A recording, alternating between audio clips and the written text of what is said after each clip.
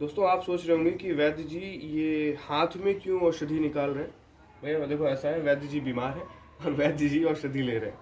अब बोलते हैं ना चटनी चूरन वाले डॉक्टर साहब हैं, तो ये चूर्ण है और मैं इसको अब चाटन यानी चटनी में परिवर्तित करने वाला हूँ ये शहद का प्रयोग करके। अब आयुर्वेद अलग अलग सिद्धांतों की बात करता है, उसमें से एक योग होता है चाटन योग।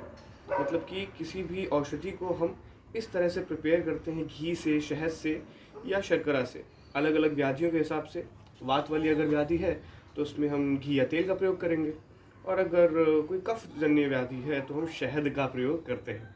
तो मुझे यहाँ पर इसकी आवश्यकता थी, तो इसलिए मैं शहद का उपयोग कर रहा हूँ। अब होता क्या है कि कई बार बहुत सारी कषैली औषधियाँ होती हैं, यानी कि जो बोलते हैं ना कि आयुर्वेद की दवाएं थोड़ी सी कड़वी होती हैं, तो बच्चे खा नहीं पाते हैं। सुकुमार के लिए कल्पना आयुर्वेद करता है, जो बच्चे नहीं खा पाते हैं उनके लिए इस तरह की औषधि बनाई जाती है। ईजी टू डाइजेस्ट होती है, बच्चे भी आसानी से खा सकते हैं, और इसका अवशोषण बहुत जल्दी होता है, यानी कि एब्जॉर्प्शन बहुत जल्दी होता है।